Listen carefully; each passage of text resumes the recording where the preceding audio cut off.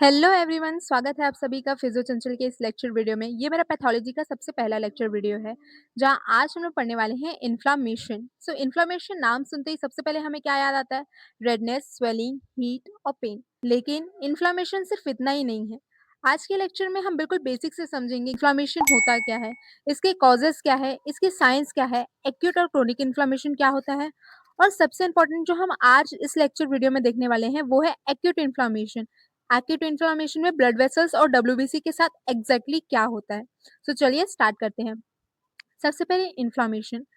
Inflammation का definition. So inflammation is a local response of living tissue to injury और harmful agents. मतलब कि अगर हमारी बॉडी के किसी भी पर्टिकुलर टिश्यूज में इंजरी या फिर डैमेज होता है तो बॉडी उस जगह पर एक प्रोटेक्टिव रिस्पॉन्स स्टार्ट करती है, और इसी प्रोटेक्टिव रिस्पॉन्स को हम लोग बोलते हैं इन्फ्लामेशन।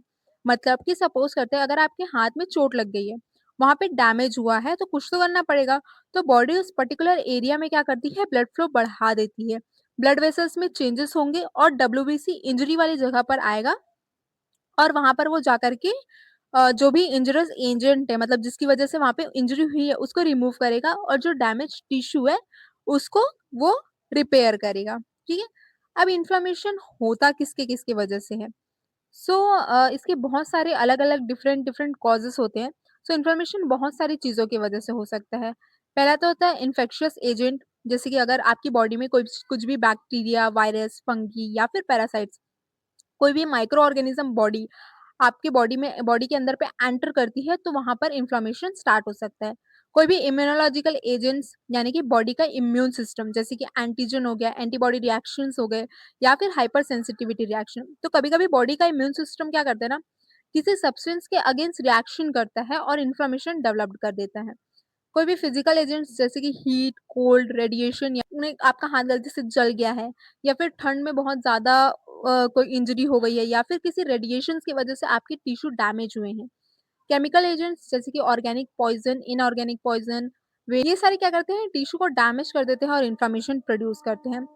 और फॉरेन बॉडीज, जैसे कि बॉडी के अंदर अगर कोई फॉरेन मटेरियल चला जाए, जैसे कि स्प्लिंटर हो गया, सूचर मटेरियल हो गया, डस्ट पार्टिकल्स हो गया, तो ये सारे फॉरेन मटेरियल्स के अगेंस्ट ना हमारी बॉडी इन्फ्लेमेशन रिस्पॉन्स शो करती है। ठीक।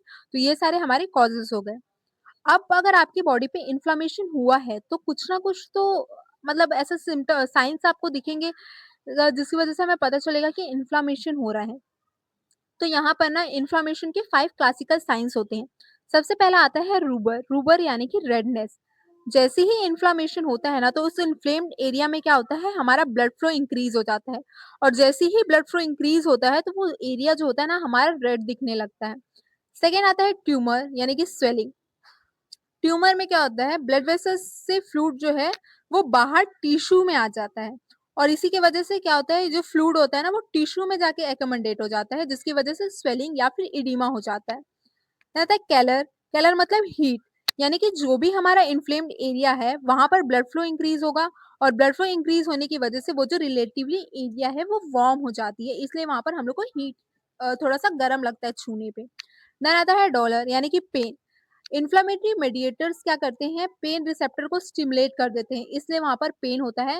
एंड लास्ट फिफ्थ आता है फंक्शुअलिजा यानी कि लॉस ऑफ फंक्शन, यानी कि उस पर्टिकुलर एरिया पर पेन, स्वेलिंग और टिश्यू डैमेज होने की वजह से उस पर्टिकुलर एरिया जो होती है ना वो प्रॉपरली हमारा काम नहीं कर पाता है, इसलिए हमने बोला कि लॉस ऑफ फंक्शन है।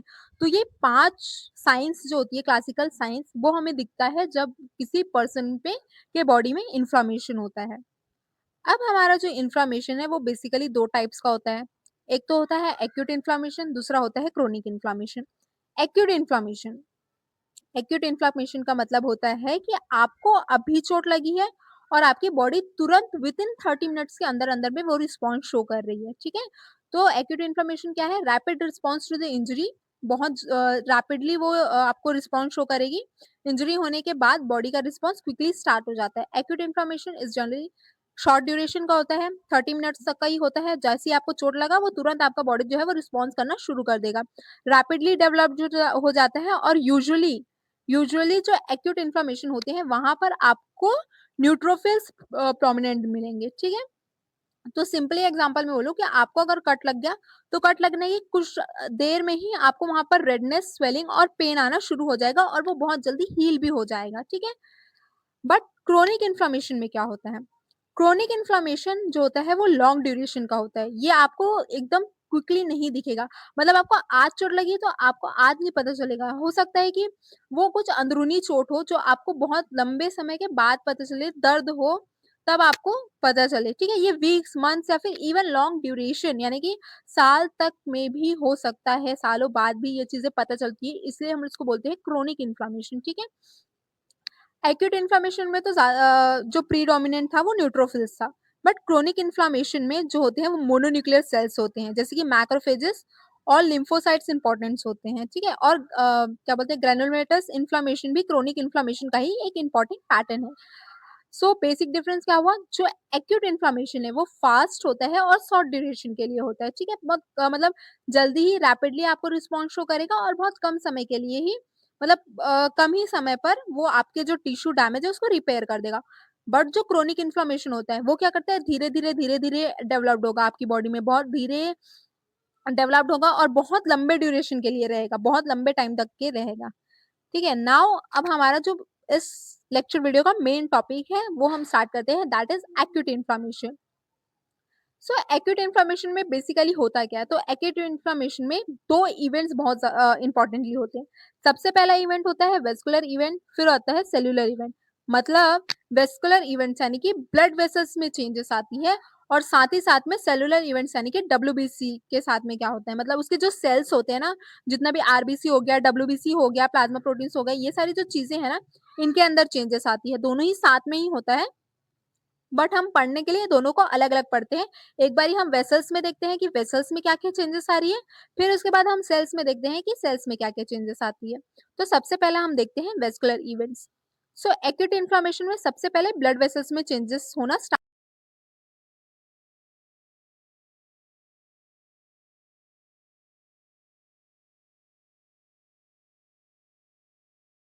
हो जाता है। अब यहाँ पे क्या चेंजेस आती है?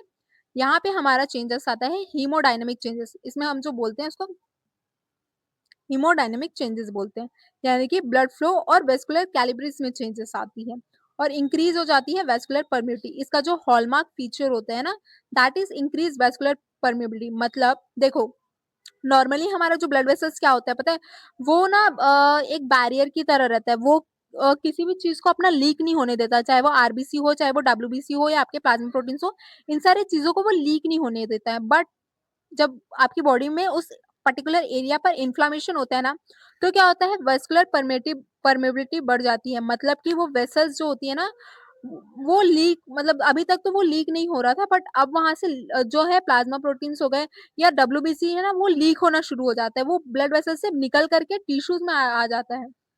सो इसलिए यहाँ पे बोलते हैं कि जो वस्कुलर परमिटिविटी वो इंक्रीज हो जाती है।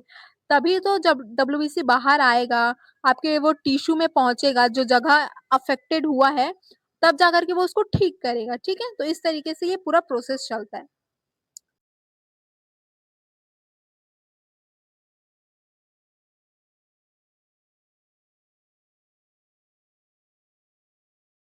सो हीमोडायनेमिक चेंजेस का ये फ्लो चार्ट है। सो सबसे पहले देखते हैं कि ट्रांजिएंट वेसोकंस्ट्रिक्शन में क्या हो रहा है।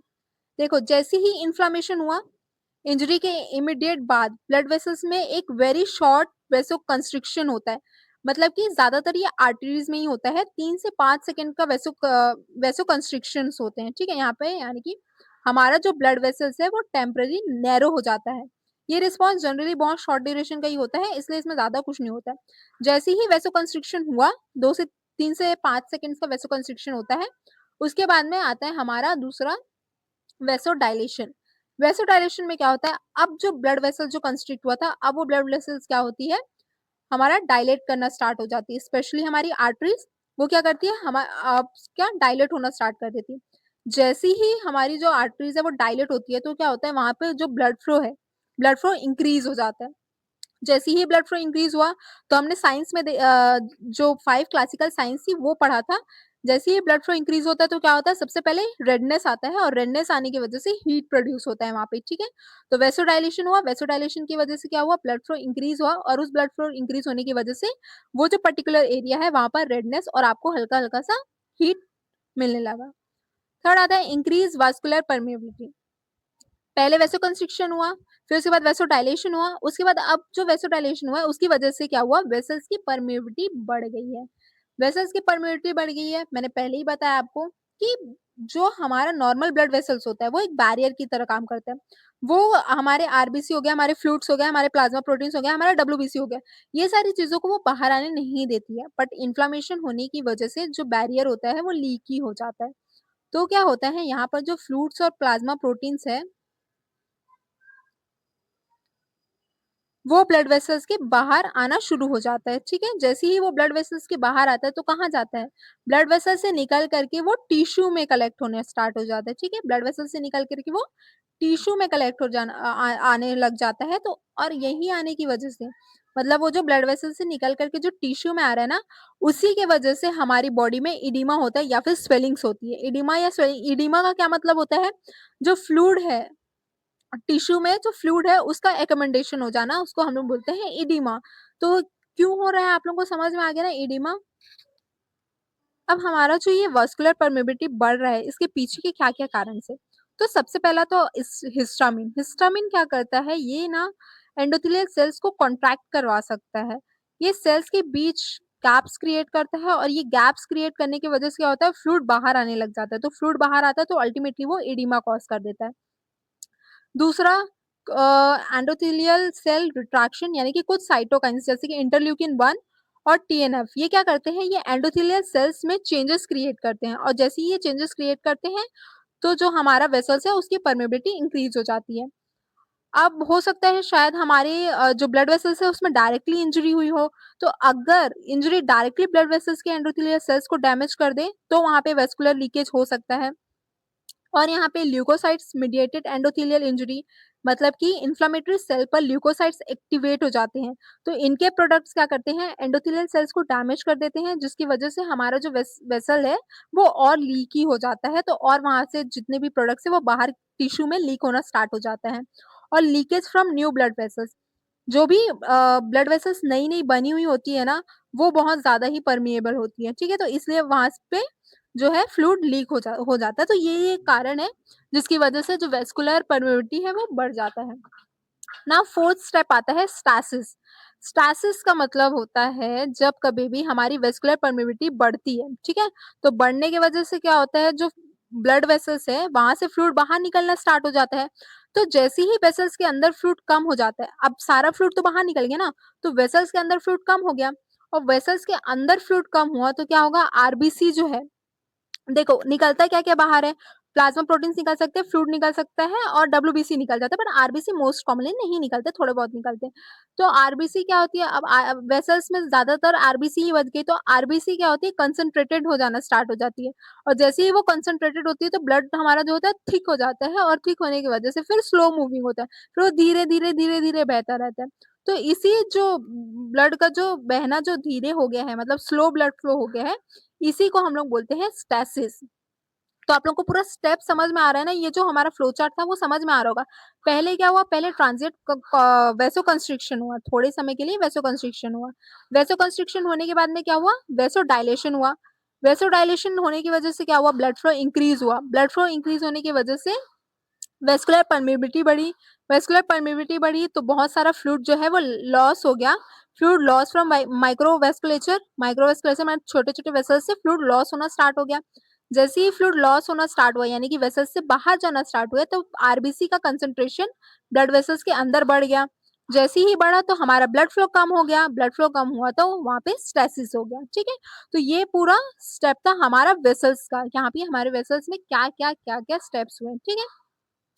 अब हम लोग देखते हैं सेलुलर इवेंट्स। वेसल्स में तो पता चल गया हमको कि क्या क्या हुआ। अब सेल्स में भी देखते हैं कि वेसल्स के साथ साथ सेल में क्या क्या हो रहा है। सो इन्फ्लेमेशन का मेन पर्पस जो है वो हमारे इंजरी एरिया तक ल्यूकोसाइट्स यानी कि डब्ल्यूबीसी को पहुंचाना होता है। तभी तो वो डब्ल्यूबीसी वहां पर पहुंचेगा, फिर वो टिश्यू जो डैमेज हुआ है उसको रिपेयर करेगा। अब यहाँ पर जो एक्यूट इन्फ्लेमेशन है, मैंने आपको पहले ही बताया, यहाँ पर सबसे इम्पोर्टेंट क्या होता है, हमारा न्यूट्रोफिल्स। न्यूट्रोफिल्स उस इंजर्ड एरिया को ठीक करता है। सो डब्ल्यूबीसी को ब्लड वेसल्स के इंजर्ड टिश्यू तक पहुंचने के लिए कुछ कुछ स्टेप्स को फॉलो करना पड़ता है। तो सबसे पहले यहाँ पर भी स्टेप्स हैं, जैसे वहां पर था वैसे यहाँ पर भी है। पहले वो मार्जिनेशन होगा, रोलिंग होगा, अडेशन होगा, ट्रांसमाइग्रेशन होगा, एमिग्रेशन होगा, कीमोटैक्सिस होगा, फैगोसाइटोसिस होगा।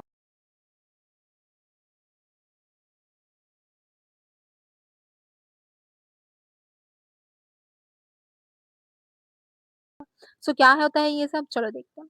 मार्जिनेशन, मार्जिनेशन का मतलब होता है कि जैसे ही हमारे वेसल्स में स्टैसिस होता है, तो स्ट्रेसेस की वजह से क्या होता है, ब्लड फ्लो स्लो हो जाता है। तो नॉर्मली जो ब्लड फ्लो कैसे होता है, जहाँ पर नॉर्मली डब्ल्यूबीसी ब्लड के सेंट्रल पोर्शन पे होती है, ठीक है, और आरबीसी आइट साइड पे फ्लो करता रहता है और डब्ल्यूबीसी बीच बीच में बहता रहता है। जैसे ही वो स्लो होता है तो डब्ल्यूबीसी वेसल्स के पेरिफेरल साइड में आ जाती है, जो साइड साइड में होता है ना, वहां पे आ जाती है। और जैसे ही वो पेरिफेरल लाइनिंग के पास में आती है, इस प्रोसेस को हम लोग बोलते हैं मार्जिनेशन। मार्जिनेशन मतलब मार्जिन, मार्जिन के पास आ रही है, डब्ल्यूबीसी मार्जिन के पास आ रही है, क्योंकि उसको बाहर जाना है, क्योंकि उसको ब्लड वेसल्स के बाहर जाना है, उस टिश्यू तक पहुंचना है, इसलिए वो मार्जिन पर आ रही है, ठीक है। सेकेंड आता है रोलिंग। रोलिंग यानी कि अब डब्ल्यूबीसी क्या करेगी, एंडोथेलियल सेल्स के साथ में लूजली अटैच्ड होते हुए, यानी कि उसके ऊपर रोल होते हुए वो क्या करेगी, मतलब उसके ऊपर रोल होना स्टार्ट करेगी, ठीक है। अब बेसिकली रोल नहीं होता है ये, इसमें होता है attachment detachment, attachment detachment, but वो ऐसा दिखता है कि वो उसके ऊपर रोल कर रहे हैं, ठीक है। तो अब यहाँ पे क्या होगा, जो डब्ल्यूबीसी है वो एंडोथेलियल सेल्स के ऊपर में ऐसा रोल होते जाएगी, रोल होते जाएगी। अब ये जो रोल हो रहा है, तो रोल ऐसे ही तो नहीं होता होगा। हमारे जितने भी एंडोथेलियल सेल्स होते हैं, या कितने भी कोई भी सेल्स होते हैं, सबके पास अपने अपने रिसेप्टर्स प्रेजेंट होते हैं, मॉलिक्यूल्स प्रेजेंट होते हैं, वैसे ही इसके पास भी है। तो इसके पास में 3 सेलेक्टिन्स प्रेजेंट है, ठीक है, इसके पास में सेलेक्टिन प्रेजेंट है। पहला पी टाइप सेलेक्टिन, तो पी है, तो पी का मतलब वो किसको वो करता है, प्लेटलेट्स को। ई सेलेक्टिन यानी कि एंडोथेलियल सेल्स को, और एल सेलेक्टिन होता है ल्यूकोसाइट्स के लिए। तो इस तरीके से वो अपने अपने सेलेक्टिन्स पर अटैच्ड होकर के वहां पर रोल करना स्टार्ट होते हैं। अब जैसे ही ये रोल कर रहे हैं, तो रोल करते करते करते करते कहाँ तक जाएगा, फिर पूरा रोल तो नहीं होता रहेगा। तो अब ये रोलिंग के बाद में डब्ल्यूबीसी क्या करती है, एंडोथेलियल सेल्स के साथ में स्ट्रांगली अटैच्ड हो जाती है, और इसी अटैचमेंट को हम लोग बोलते हैं अडेशन। तो सिंपली रोलिंग जो हो रहा था वो लूजली अटैचमेंट था, इसलिए तो रोल हो पा रहा था। बट अडेशन में क्या होता है, स्ट्रॉन्ग अटैचमेंट। अभी अडेशन के भी दो ठो इंपॉर्टेंट मॉलिक्यूल्स होते हैं, आईकेम और वीकेम, ठीक है। ये एंडोथेलियल सेल्स और ल्यूकोसाइट्स के इंट्रैक्शन में इंपॉर्टेंट रोल प्ले करता है।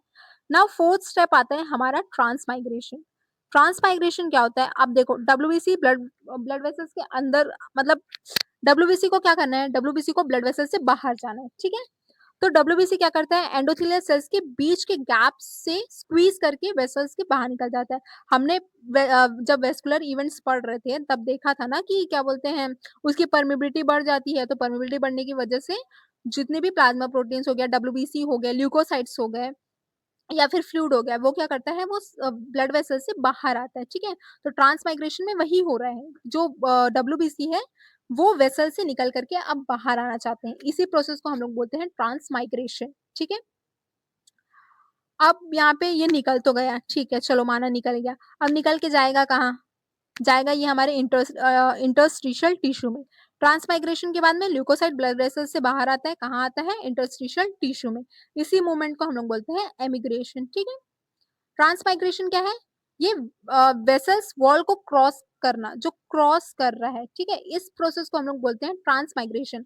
और एमिग्रेशन किसको बोलते हैं, वेसल से टिश्यू में मूव कर रहा है, ठीक है, वेसल से टिश्यू में मूव कर रहे हैं, इस प्रोसेस को हम लोग बोलते हैं एमिग्रेशन।